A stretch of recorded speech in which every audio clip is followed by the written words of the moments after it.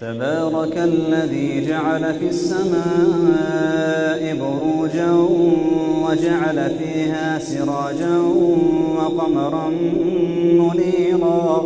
وهو الذي جعل الليل والنهار خلفة لمن أراد أن يذكر أو أراد شكورا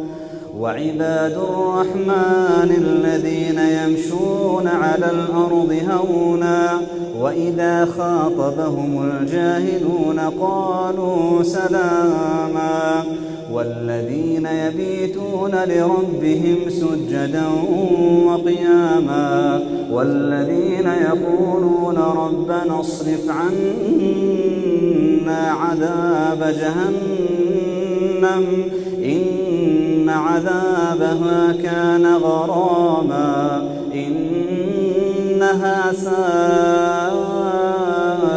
مستقرا ومقاما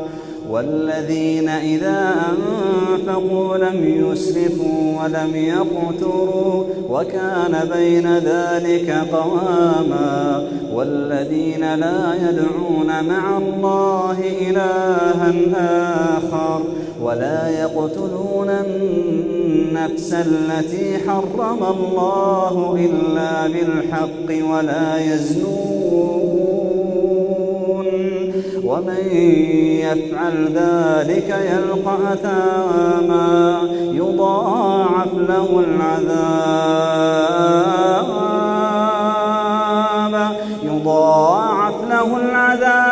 يوم القيامة ويخلد فيه مهانا يضاعف له العذاب يوم القيامة ويخلد فيه مهانا إلا من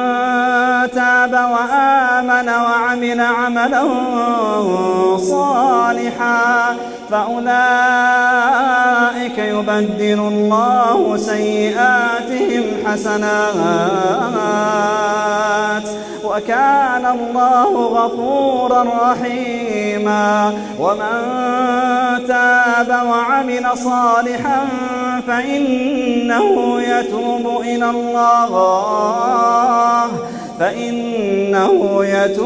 إلى الله متابا والذين لا يشهدون الزور وإذا مروا باللغو مروا كراما والذين إذا ذكروا بآيات ربهم لم يخروا عليها صما وعميانا والذين يقولون ربنا هب لنا من أزواجنا وذرياتنا قرة أعين واجعلنا للمتقين إماما أولئك يجزون الغرفة بما صبروا ويلقون فيها تحية وسلاما خالدين فيها حسنت مستقرا ومقاما قل ما يعبأ بكم ربي لولا دعاؤكم فقد كذبتم فسوف يكون لزاما.